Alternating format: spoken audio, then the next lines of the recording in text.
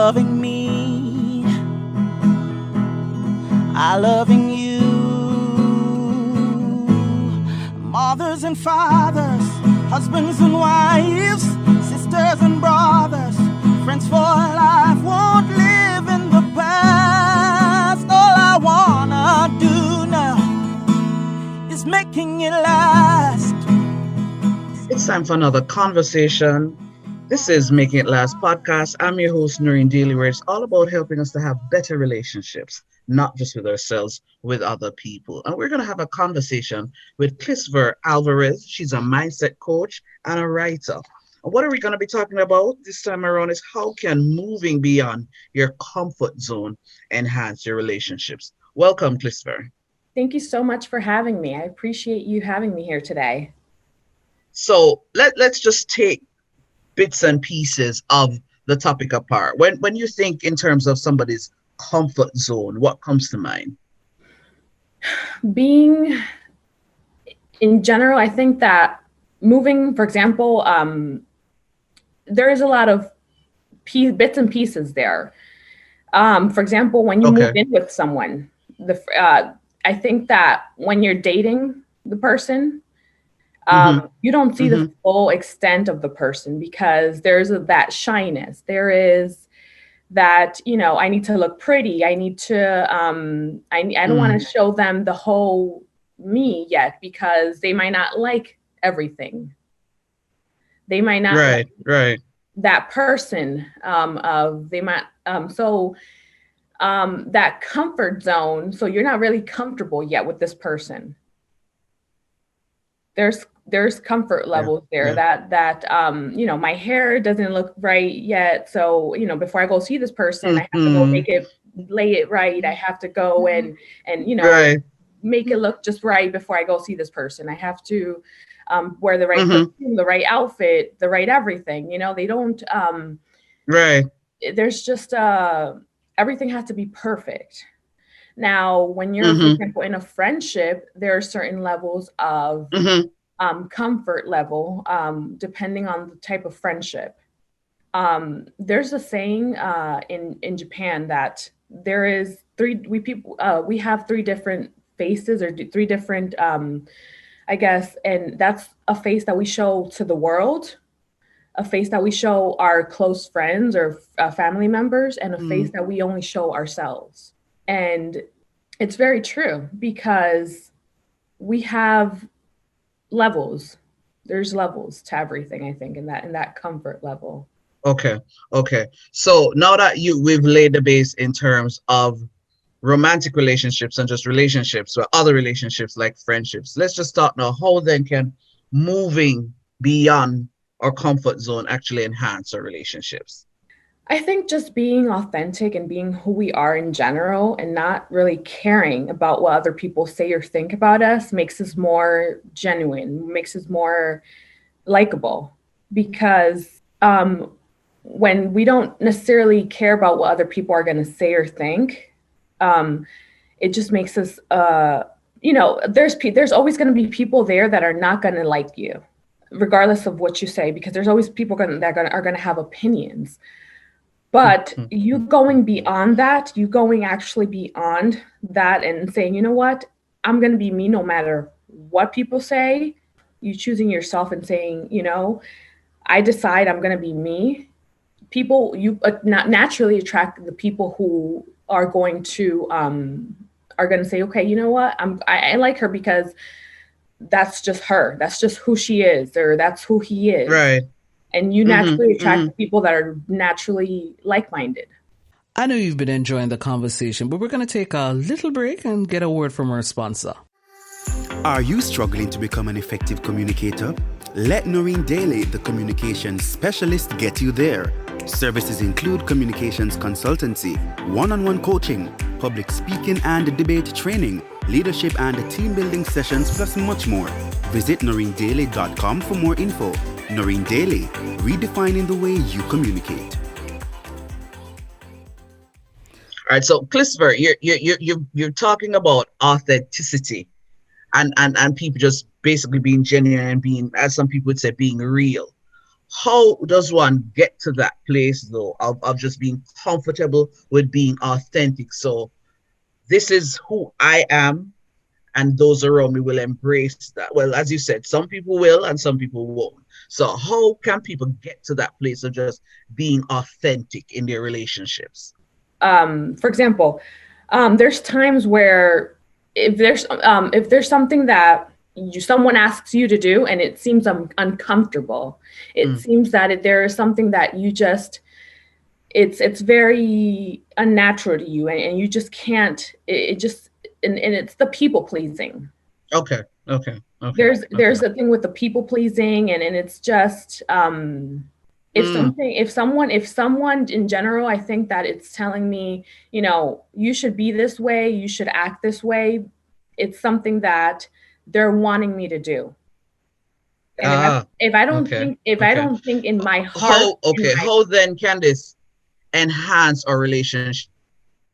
First, I think like it begins with us. I think it begins with, we have to enhance our relationship with ourselves first and say, we have to love ourselves, and we have to say, okay, does this feel right to myself? Does this feel right? And it starts with boundaries, setting those boundaries and saying, does this feel right to what I want to do in life, what I want to accomplish, what I want to, in my mission, in my passion, in whatever it is that I want to do.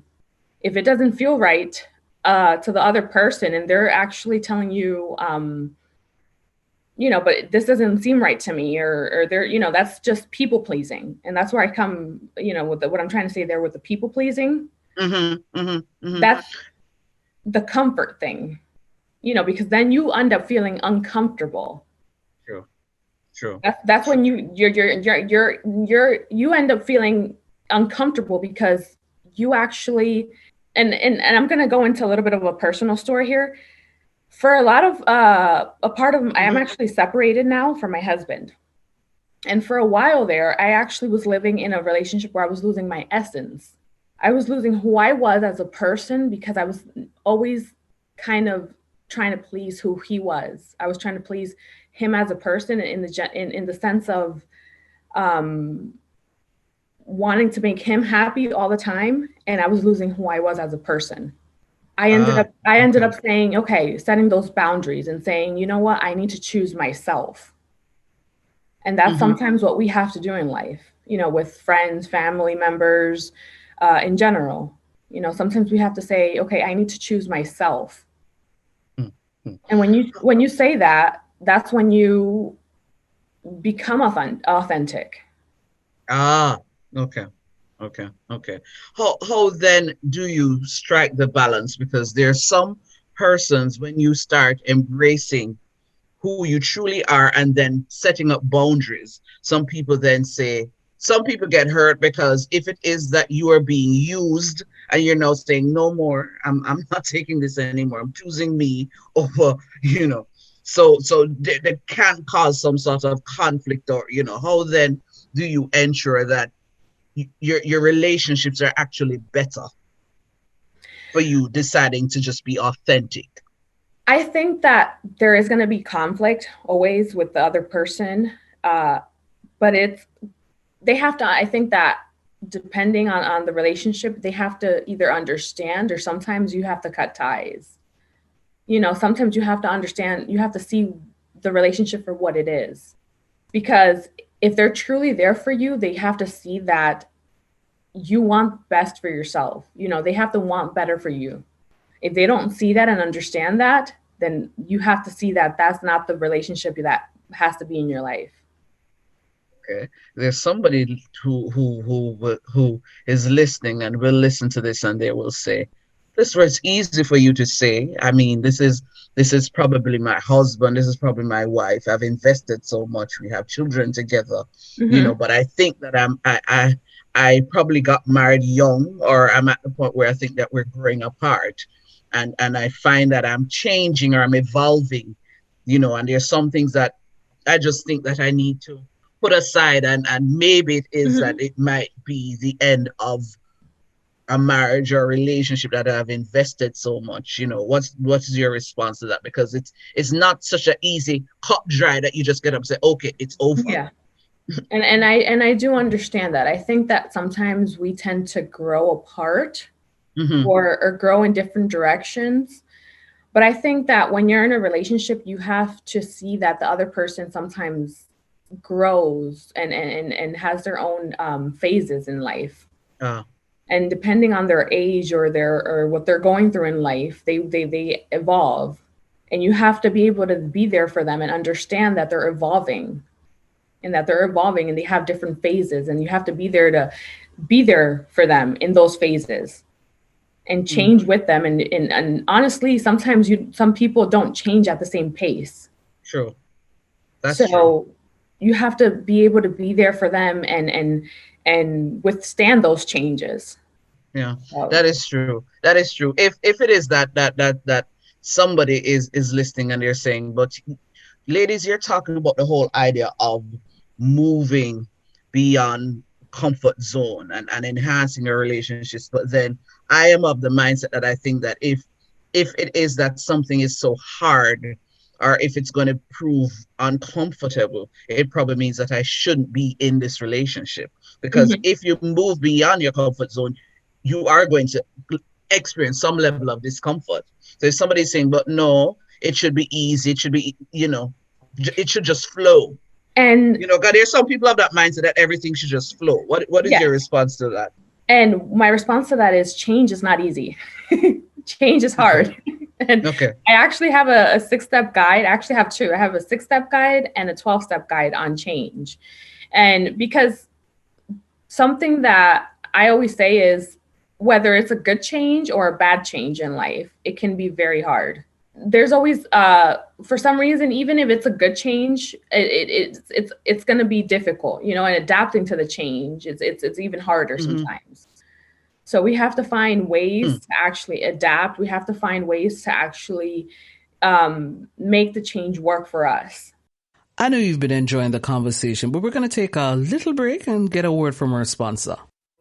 So, the whole idea of a branding strategy sounded so exotic and so fancy to me.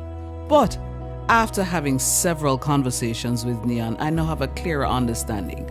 I am sure of what my identity is, what it is that I want people to see Noreen Daly as.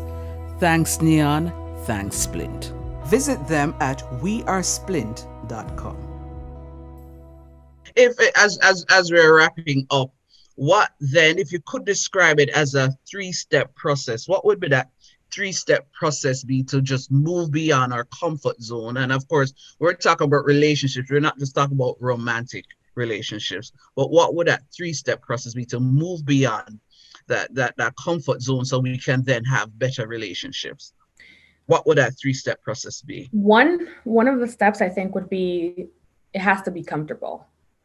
At the end of the day, yes, the change process is going to be difficult, but once you're in set, it has to feel right. I think another step would be, if you don't feel anything, if you don't feel like, I'm a very intuitive person. So I think that you have to get a feeling.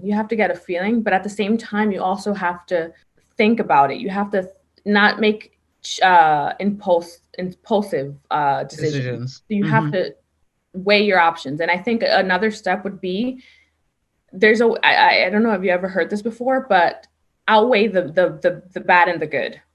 So make a list and make what is the bad, what is the good, and see at the end of the day, what outweighs what. And a third one would be, you would know. If it feels right at the end of the day, I think that you have the answer. Excellent note to end on, because at the end of the day, we are the ones who then determine the kind of relationships we want. We are the ones with the answers, not other people. Thank you so much, Clisver, for joining me in this conversation. Of course. Thank you so much. This was Making It Last podcast. I'm your host, Noreen Daly, where it's all about helping us to have better relationships, not just with ourselves, but with other people. Until next time. Making it last is all I care to do. loving me, I loving you.